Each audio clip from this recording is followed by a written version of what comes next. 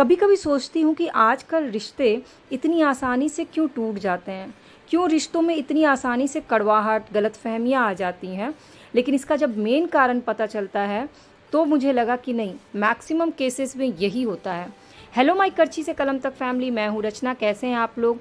तो सुबह सुबह जब भगवान जी के मंदिर का पर्दा लगा रहता है और उठ के आकर के भगवान जी का पर्दा हटाओ और सूरज की रोशनी देखो तो ऑटोमेटिक मेरे मन में पॉजिटिव थॉट्स आ जाते हैं। और आज के टिफ़िन में रचित के लिए रेसिपी था बेसन, चावल का आटा और सूजी मिक्स करके बैटर बनाया।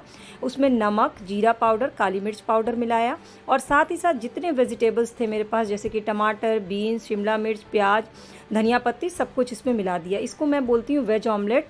और एक्चुअली यही हुआ भी। रचित जब टिफ़िन ले गया स्कूल तो रचित स्कूल से आके रचित ने मुझे बताया कि मम्मा, मैंने अपने दोस्त से शेयर करने को कहा पर मेरे दोस्त ने बोला सावन चल रहा है और ये नॉनवेज है तो मैं नहीं खाऊंगा।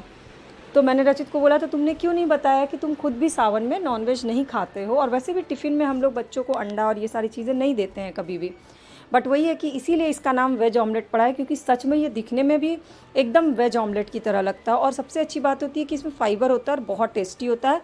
और उससे भी प्लस पॉइंट होता है कि सुबह सुबह जब हम हड़बड़ाहट में होते हैं ना, तो ये बहुत आसान तरीके से बन जाता है। इससे पहले भी मैंने आपसे ये रेसिपी शेयर की हुई है। और कोशिश करिए कि इसमें ज़्यादा से ज़्यादा वेजिटेबल्स डालिए ताकि बच्चों के लिए और ज़्यादा हेल्दी हो जाए। खैर, आपके बच्चों को टिफ़िन में सबसे ज़्यादा पसंद क्या आता है मुझे ज़रूर बताइएगा, और हो सके तो उसकी रेसिपी भी ज़रूर शेयर करिएगा ताकि मैं भी रचित को नई नई रेसिपीज़ दे सकूं। और उसको देने से ज़्यादा इंटरेस्ट मुझे आता है बनाने में। हालांकि कभी कभी सुबह के टाइम में एकदम दिव्य वाला आलस आ जाता है, लगता है कि काश एक दिन ऐसा होता जब ना उठना पड़ता। तो हम लोग जब गर्ल्स जब कॉलेज में थे ना, तो लगता था, ये वाली फीलिंग आती थी कि बस बस यहीं तक है सुबह उठने वाली टेंशन। उसके बाद तो अपनी लाइफ एकदम सेटल है, अब तो सुबह उठने की टेंशन है ही नहीं। ये भूल जाते हैं कि शादी के बाद, बच्चे होने के बाद हमें फिर वही लाइफ जीनी है। और मेरी मम्मी ने भी यही जिया है। मैंने रचित को बोला भी कि देखो, मेरे लिए तो फिर भी आसान है कि मुझे सिर्फ तुम्हारा टिफ़िन बनाना है। बट नानी सोचो, 4-4 लोगों का टिफ़िन बनाती थी। और नानी मतलब मेरी मम्मी जो है, एक्स्ट्रा टिफ़िन हम लोग को पैक करके देती थी। क्योंकि क्या होता था, मॉर्निंग स्कूल में बहुत सारे मेरी फ्रेंड्स जो है ना, वो ब्रेड या चूड़ा या बिस्किट ऐसे लेकर के आती थी। तो मेरी मम्मी जैसे अगर एक पराठा एक्स्ट्रा ही देती थी और हम हमेशा टिफ़िन में पराठा सब्जी ही लेकर के गए, उसकी बात ही अलग होती है। कई बार तो ऐसा होता था, मेरे ख्याल से आपके साथ भी ऐसा होता होगा, कि लंच ब्रेक होने से पहले ही धीरे धीरे थोड़ा थोड़ा टिफ़िन खोल के 2-3 को और खा लेते थे हम लोग, जब हमारी फेवरेट चीज़ें, फेवरेट सब्ज़ी हमारे टिफ़िन में होती थी। इसके बाद रचित चला गया, मैंने घर की क्लीनिंग विनिंग की और आज पौधों में फूड देने की बारी थी। तो नॉर्मली मैं जब फूड देती हूँ तो जैसे दाल भिगाया, चावल भिगाया, तो उसका पानी जो होता है उसको छान करके, जब भिगाने के बाद वो जो पानी है ना, वो फेंका मत करिए, उसको छान करके किसी बॉटल में डाल के पौधे में डालिए। पौधे के लिए बहुत न्यूट्रिशंस होता है उसमें। लेकिन मैं क्या करती हूँ, जो कॉलिन का बॉटल है इसको यूज़ कर लेती हूँ। इसमें पानी भरा और ये फूड के लिए, पौधे के फूड के लिए मेरे पास ये लिक्विड रहता है, ये हफ्ते में एक बार डालती हूँ हरी हरी पत्तियों के लिए। इसको 5-6 बूंद डाल देती हूँ और फिर सारे पौधे की पत्तियों पर इसको स्प्रे कर देती हूँ। पहले मुझे ये नहीं पता था। फिर मैंने ना एक दिन ऐसे ही नॉर्मल गूगल पे सर्च किया, क्योंकि मुझे इंडोर प्लांट्स लगाने का बहुत शौक़ अभी नया नया वो हुआ है 1-2 साल से। बट इसके बारे में मैंने कभी जानकारी मुझे इतनी थी नहीं, तो मैंने पढ़ पढ़ के थोड़ी थोड़ी चीज़ें सीखी हैं। क्या डालने से पौधे की पत्तियां हरी रहती हैं, कीड़े नहीं लगते हैं, इंडोर प्लांट्स को कितने दिन पे धूप दिखाना चाहिए, कौन कौन से इंडोर प्लांट होते हैं जो आपके घर को ऑक्सीजन देते हैं, कौन कौन से प्लांट्स होते हैं जो हमारे घर के अंदर और बाहर ज़रूर होने चाहिए। जो बेसिक चीज़ें से, मेरा ये करी पत्ता बहुत साल पुराना है बट ये मेरा बहुत फेवरेट है। मनी प्लांट मेरा फेवरेट है और मनी प्लांट लगाना भी आसान है, बस उसको मेंटेन करना होता है। तो मैंने अपनी बालकनी में मनी प्लांट लगाया है और ये करी पत्ता लगाया है, एलोवेरा लगाया है, मोर पंखी बहुत लकी होता है इसलिए मोर पंखी लगाया है, 10 बजिया मेरा फेवरेट रहा है हमेशा से, वो लगाया है। तो चूँकि बालकनी में बहुत ज़्यादा स्पेस नहीं है तो बहुत ज़्यादा पौधे नहीं लगाए, बट इतने का भी केयर करो ना तो अपनापन वाली फीलिंग आती है। इससे पहले हम जब सरकारी बंगले में रहते थे तो बहुत बड़ा गार्डन था, तो वहाँ भी उतना ज़्यादा मेंटेन करना मेरे लिए पॉसिबल नहीं था। तो ये यहाँ पे एक्चुअली आसान है मेरे लिए। वहाँ तो गार्डन का एक ही पोर्शन मैं मेंटेन कर पाती थी, बाकी तो ऐसे ही रह जाता था, क्योंकि इतने बड़ा घर और गार्डन मेंटेन करना आसान नहीं होता।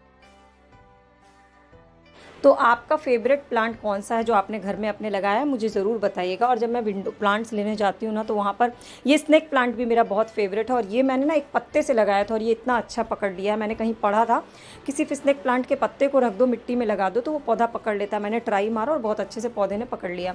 अब ये जो है ना फ्रिज, मैं आपको इसलिए दिखा रही हूँ क्योंकि मेरा ओरिजिनल फ्रिज नहीं, कलर नहीं है। ये मैंने फ्रिज के ऊपर स्टिकर लगाया, फ्रिज स्टिकर आता है अमेज़ॉन पे, तो ये मुझे अच्छा लगता है, तो मैंने सोचा आपसे शेयर करूँ। कुछ लोग का मेरे पास मैसेज आया था कि आपका फ्रिज का कलर बहुत यूनिक और सुंदर है। अब फ्रिज के अंदर मसाले क्यों हैं फ्रीज़र में, तो बरसात के दिनों में ना फ्रीज़र में मसाले रख दीजिए तो मसालों में कीड़े नहीं लगते हैं, और टेम्परेचर भी एकदम सही रहता है। टेम्परेचर को मेंटेन करके रखिए।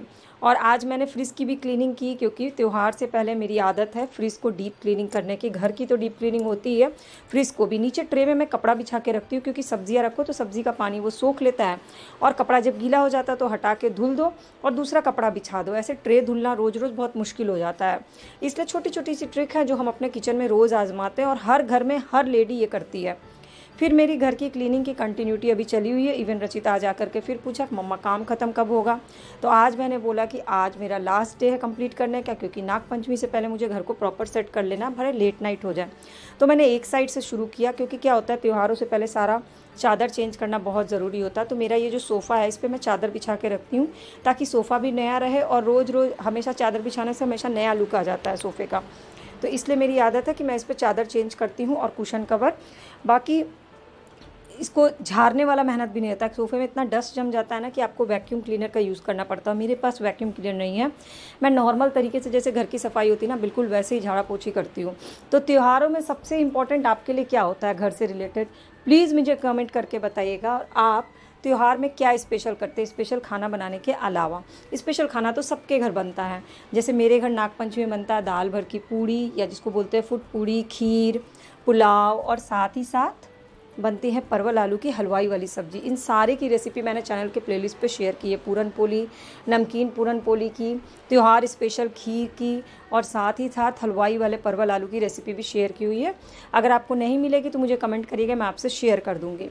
खैर, डाइनिंग स्पेस तो आज मैंने पूरा क्लीन कर दिया, किचन पूरा क्लीन कर दिया, गेस्ट रूम क्लीन कर दिया। अब रह गया था रचित का कमरा और मेरा बेडरूम, क्योंकि वो बहुत ज़्यादा फैल चुका था।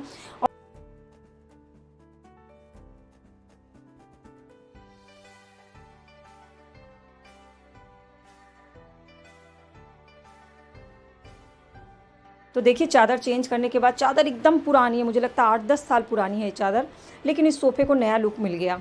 तो बस यही छोटा छोटा चीज़ करके मन को भी खुशी मिलती है, घर में भी पॉजिटिव। अभी डाइनिंग टेबल पे आप देखिए, ये मैंने पर्दा बिछाया, पर्दे के ऊपर पॉलीथीन बिछाया है, ताकि डाइनिंग टेबल लगता है इस रूम का मैचिंग है। इसके लिए कोई एक्स्ट्रा एफर्ट नहीं लगाया है, आप भी ये कर सकते हैं। ये बांस मेरा बहुत फेवरेट है, क्योंकि पानी वाले पौधे अपने घर में ज़रूर रखने चाहिए पॉजिटिव एनर्जी के लिए। वास्तु के हिसाब से बहुत अच्छा होता है, और अगर आप इजीली इसको मेंटेन कर सकते हैं, हफ्ते में एक बार बस धुल के पानी चेंज करना होता है, तो कोई दिक्कत नहीं, आप ये ज़रूर करिएगा। अब इसके बाद आज रचित को स्कूल लेने जाना था, लेकिन आज मेरे घर पे आया सीसीटीवी कैमरा। एक सीसीटीवी कैमरा मैं लगवा रही हूँ, और ये सबसे अच्छी बात है इस सीसीटीवी कैमरे की कि इसको इंस्टॉल नहीं करना है। आप ये कैमरा मंगा सकते हैं अपने घर के लिए, अपने एक कमरे में, ड्राइंग रूम में, जहाँ से बार बार एंट्री एग्जिट होती है, वहाँ लगा लीजिए। इसके लिए एक ऐप डाउनलोड करना होता है अपने मोबाइल में, और आपके मोबाइल के स्क्रीन पे आप चाहे कहीं भी रहिए, आपके घर में क्या चल रहा है आपको अपने मोबाइल में दिख जाएगा। बस इसको वाईफाई से कनेक्ट कर देना, और कुछ भी नहीं करना। जैसे पहले कैमरा इंस्टॉल करने के लिए लोगों को हम लोग बुलाना पड़ता था, तो अब ऐसा कुछ भी नहीं, और बहुत सिंपल और छोटा सा प्यारा सा कैमरा है। आपको चाहिए होगा तो मैं इसकी लिंक भी शेयर कर दूँगी। ये इसका तार है जिसको वाईफाई से कनेक्ट कर देना है, और ये चार्जिंग में लगा है। ये वॉल होल्डर है, आप इसको चाहे तो कैमरे को वॉल पे भी करवा सकते हैं। उसके बाद 2 बज गया, स्कूल जाने का टाइम हो गया, और बहुत ही भयंकर बारिश हो रही थी। फिर बारिश भी देख के मन खुश भी होता है पर दुखी भी हो जाता है, क्योंकि चाहे कितनी भी कोशिश कर लो, छाता लगा लो, लेकिन लौटते समय रचित को लेकर भीगना तो एकदम कंपलसरी है। तो मैंने क्या किया, अपने मोबाइल को पॉलीथीन में रख दिया। मोबाइल के ध्यान नहीं सकते कि कहीं कोई ज़रूरत पड़ गई तो किसको कॉल करेंगे, कैसे कॉल करेंगे, तो मोबाइल में पॉलीथीन लगा हुआ था। फिर डेली का कार्यक्रम रचित ने अपना किया, और हम लोग फिर बैठ गए खाना वाना खा के, टीवी देख करके ट्यूशन पढ़ने के लिए। और ट्यूशन में मेरा पहला टारगेट होता है जो स्कूल में होमवर्क मिला है वो कर लेना। हालांकि रचित पूरी कोशिश करता है कि स्कूल का होमवर्क स्कूल में ही फ्री टाइम में कर ले, ताकि ट्यूशन टाइम में ट्यूशन की ही पढ़ाई हो। और उसका सबसे प्लस पॉइंट है कि वो क्लास वर्क छोड़ता नहीं है बिल्कुल भी, चाहे एनी हाउ किसी भी तरह उसको करना हो वो कर लेता है। तो मेरे ऊपर भी बर्डन कम पड़ता है। और आजकल मैं उसके 5-6 चीज़ों पे फोकस्ड हूँ, जैसे कि vocabulary, word meaning, writing, reading, speaking. तो हर दिन एक एक चीज़ को हम लोग फोकस करके उसी हिसाब से करते। जैसे आज मैंने उसको रीडिंग के लिए दिया और उसने मुझे इंग्लिश रीड करके सुनाया। मतलब सूरज जब डूबता है उसको क्या बोलते हैं, सूरज अस्त हो गया, और जब उगता है तो बोलते हैं उदय। अस्त का विपरीत उदय। लिखो, छोटा ऊ, चतुर, मूर्ख।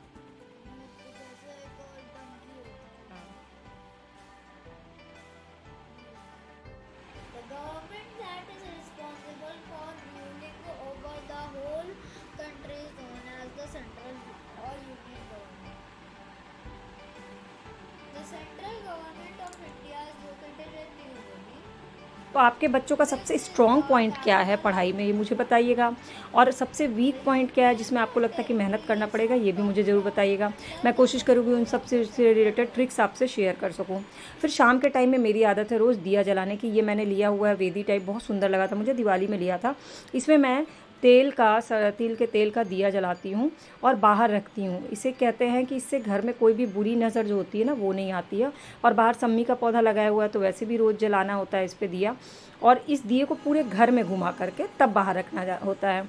फिर मेरा बेडरूम का काम बचा हुआ तो मैं टीवी नॉर्मली देखती नहीं। एक सीरियल आता है सोनी पे, बस वही देखती हूँ, काव्या सीरियल।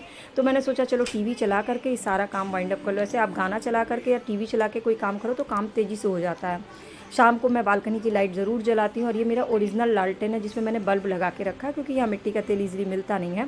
और ये छोटे छोटे से गांव वाले लोकल चीज़ें हैं। ये मेरा बक्सा है जिस पे मैं सुबह सुबह योगा करती हूँ, और ये मेरे प्यारे प्यारे से पौधे हैं। यानी कि ये है मेरी छोटी सी प्यारी सी बालकनी। आई होप आपको ये बालकनी बहुत अच्छी लगी होगी। साइज़ बहुत छोटा है बालकनी का, बट ठीक है, जहाँ पे सुकून मिले, चाहे वो छोटा हो बड़ा हो, अच्छा लगता है मुझे, यहाँ पे सुकून मिलता है। उसके बाद मैं लग गई सामान वाइंड अप करने। जैसे कि मैंने बोला कि मैं अपने घर के एक एक कोने, एक एक ड्रॉअर को साफ़ कर रही हूँ। जो भी यूज़ के सामान नहीं है वो सबको फेंक रही हूँ, डस्टिंग कर रही हूँ। तो सारा सामान मैंने बिस्तर पे ही फैला के रखा था। उन सारे को आज वाइंड अप करना था, कंपलसरी था, क्योंकि फिर मुझे सुबह सुबह उठ करके बेडशीट चेंज करनी ही थी। और त्योहारों में क्या होता है, आप कितना भी कर लो, त्यौहार के दिन जो काम हाउसमेड होती है ना, वो पक्का छुट्टी लेती हैं। तो त्यौहार के दिन ऑलरेडी झाड़ू पोछा बर्तन का लोड बढ़ ही जाता है। तो इससे अच्छा है कि त्यौहार से पहले एक दिन पहले भले लेट नाइट हो जाए, काम ख़त्म कर लेते हैं। मेरे साथ तो यही होता है। जैसे कपड़े हैं, कपड़ों की जो ये पहाड़ है ना, ये ख़त्म ही नहीं होते हैं। तो उसकी भी छोटी छोटी ट्रिक्स मैं आजमाती हूँ ताकि कम समय में फटाफट से सारे काम हो जाएं। आप जो है अपने घर के कौन से एक काम हैं जिनको आप रोज़ करती हैं, कंपलसरी है कि आपको वो रोज़ करना है, मुझे ज़रूर बताइएगा। हाँ, तो मैं बात कर रही थी कि आजकल रिश्तों में इतनी जल्दी गलतफ़हमियाँ, कड़वाहट क्यों आ जाती है, क्योंकि पता है पहले हम साल में 2 बार मिलते थे छुट्टियों में। अब व्हाट्सएप और इंटरनेट की दुनिया में क्या होता है, मिनट टू मिनट हम एक दूसरे को खबरें देते रहते हैं, बताते रहते हैं इसकी लाइफ में हुआ। और जैसे वही हाल है, जैसे पहले न्यूज़ जो आते थे वो आधे घंटे के आते थे, तो उसमें क्वालिटी न्यूज़ होती थी। अब क्या 24-24 घंटे का न्यूज़ चैनल हो गया। तो 24 घंटे अगर न्यूज़ चैनल वालों पर होगा प्रेशर होगा न्यूज़ दिखाने का, तो वो कहीं कहीं से कुछ भी अटर पटर न्यूज़ लाएंगे ही लाएंगे, और फिर दिखाना उनका काम है, मजबूरी है या काम है जो भी। सेम वही चीज़ है, जब आपके पास इंटरनेट है, फ्री कॉल है और वीडियो कॉल है, घर पे बार बार बात करनी है, तो आप छोटी छोटी अगल बगल की घर की आपस में रिश्तों की छोटी छोटी बातें शेयर करोगी। और बातें शेयर करने के बाद क्या होता है, फिर वो बढ़ते बढ़ते छोटी सी बात बड़ी बड़ी बड़ी एक दूसरे से डिस्कस करते करते एक दूसरे के नेगेटिव पॉजिटिव व्यू, मैक्सिमम लोग तो नेगेटिव व्यू ही देते हैं, वो बढ़ता जाता है। फिर वही आपके तो जिन लोगों के बीच में आप रहते हो ना, अगर आप नेगेटिव लोग के बीच में हो तो आपकी थॉट नेगेटिव हो जाएगी, अगर आप पॉजिटिव लोग के बीच में हो तो आपकी थॉट पॉजिटिव हो जाएगी। जैसे मुझसे कोई ये पूछेगा कि आपने खाने में क्या खाया, तो मुझे ये खुशी होगी कि सामने वाले ने मेरी केयर की और मुझसे पूछा कि आज मैंने खाना क्या बनाया, मैंने क्या खाया।